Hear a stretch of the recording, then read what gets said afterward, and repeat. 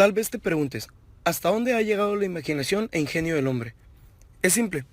Gracias al ingenio e investigaciones del ser humano, es que con el simple hecho de oprimir un botón podemos comunicarnos con millones de personas, ver transmisiones en vivo de hechos que ocurren del otro lado del mundo. Podemos atravesar los mares y surcar los aires. Con el simple hecho de accionar un interruptor, tenemos acceso a iluminación, entre muchas otras cosas. Todos estos grandes descubrimientos y avances del hombre han cambiado nuestra forma de vida. En esta constante transformación en áreas como son la ciencia, las matemáticas, la medicina, ingeniería, entre otros ámbitos, podemos encontrar valiosas aportaciones de personajes como Michael Faraday, Albert Einstein, Leonardo da Vinci, Aristóteles, entre muchos otros investigadores y científicos más. Dentro de aquellas disciplinas que han ayudado a modificar al mundo, se encuentra la ingeniería eléctrica. ¿Pero qué es? A pesar que se encuentra hoy en día prácticamente en todo lo que utilizamos, no nos damos cuenta de su importancia y de todo lo que sucedió para ser tan primordial. Así que para responder a tu pregunta, antes hay que remontarnos al pasado, para conocer la historia y los precursores de esta ingeniería y cómo fue tomando las características que tiene en el presente. El primer vestigio que vagamente habló de la eléctrica fue el griego Tales de Mileto, quien experimentando con hierro descubrió que había un mineral que lograba atraer algunos metales, el cual se llamaba magnetita. El griego Demócrito descubrió que solo existía un tipo de materia, y que si se dividía en partes más pequeñas se obtendría un pedazo de materia que no se podía cortar más. A estos trozos los llamó átomos sin división. También dijo que las propiedades de la materia varían dependiendo del agrupamiento de los átomos.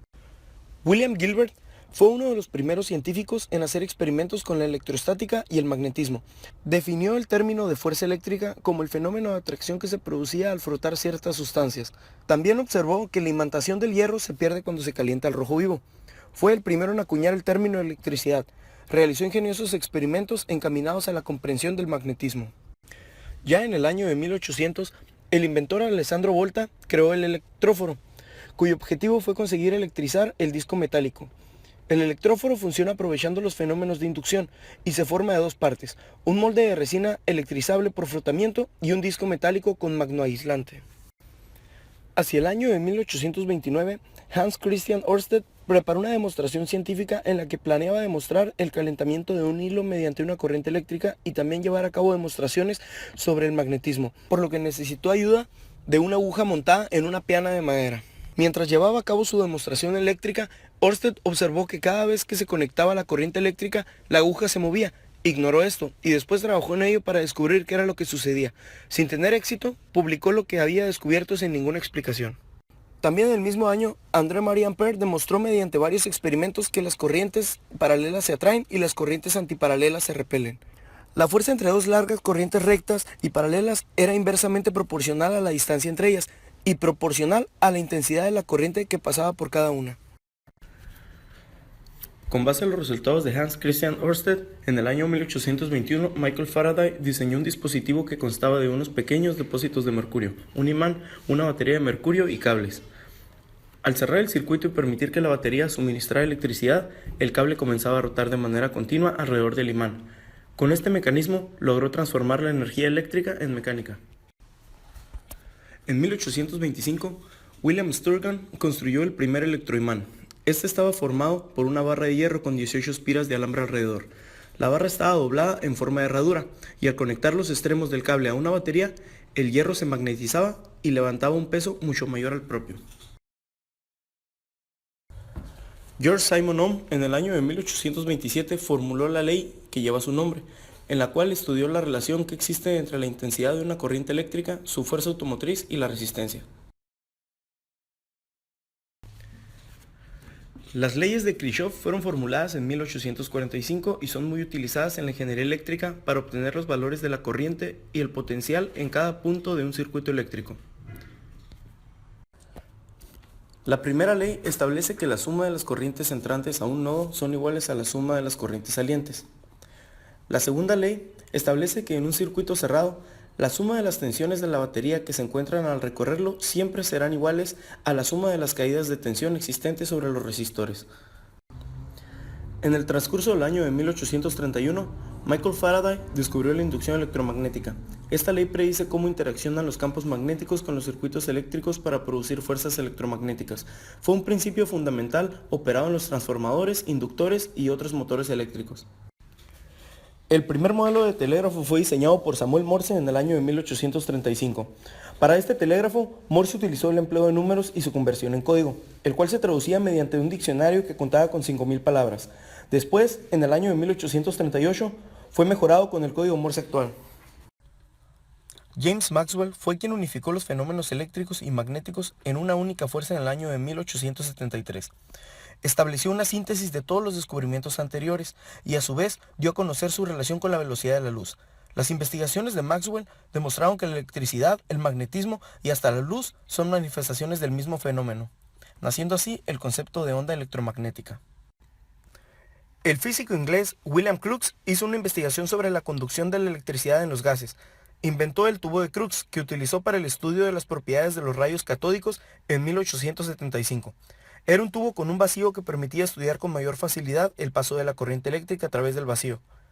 La corriente eléctrica se originaba en el cátodo y viajaba al ánodo, donde chocaba con el vidrio que estaba junto a él y producía luminiscencia. Alexander Graham Bell, en el año de 1876, presentó a la Oficina de Patentes de Boston un aparato que convertía los sonidos en impulsos eléctricos, surgiendo con esto el teléfono. Su principio es transformar las ondas de sonido que se transmiten al hablar en vibraciones de corriente eléctrica que se transmiten por un cable conductor hasta el receptor, que tendrá un aparato que invierte el proceso, es decir, transforma las vibraciones eléctricas en sonido. El inventor Thomas Alva Edison anunció la invención de su primer fonógrafo en 1877 y en ese mismo año lo patentó.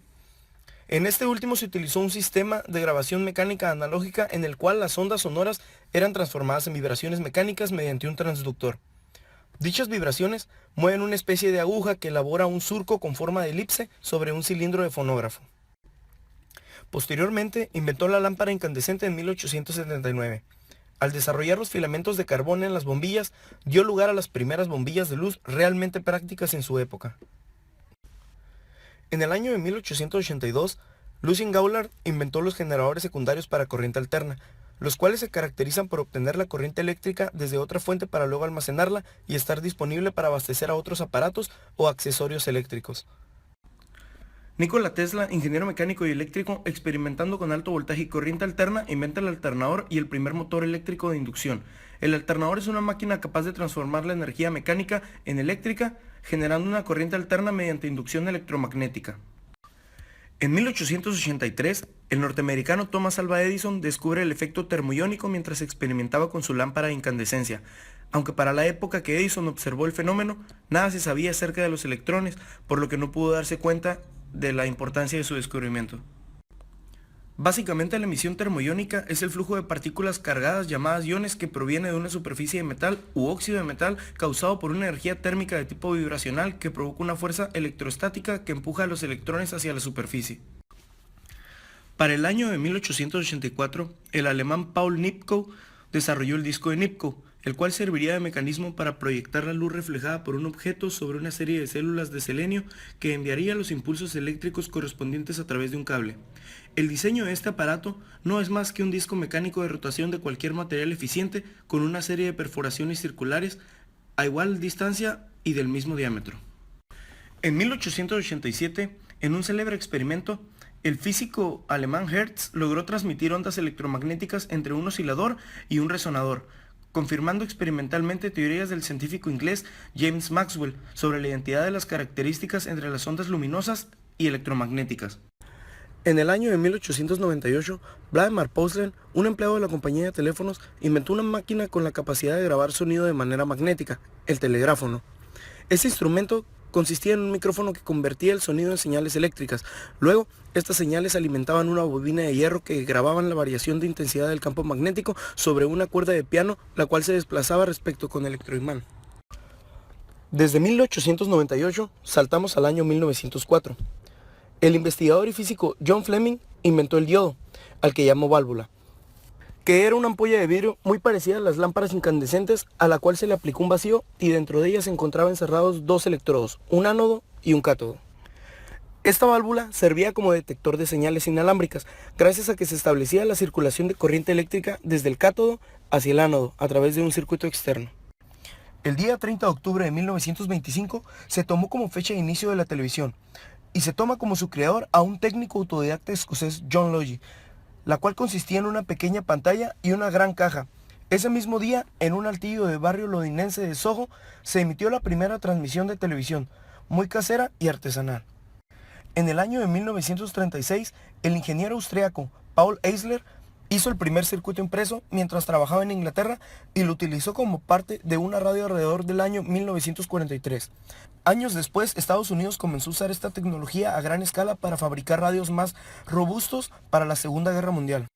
En el año de 1947, un equipo de ingenieros y científicos en la Universidad de Pensilvania, Estados Unidos, crean la primera computadora digital electrónica. Fue una máquina experimental y no se podía programar, a diferencia de las computadoras actuales. Este primer modelo era un aparato enorme que ocupaba todo el sótano de la universidad. Tenía 18.000 bulbos electrónicos y consumía varios kilowatts y pesaba algunas toneladas. Podía realizar hasta 5.000 sumas por segundo.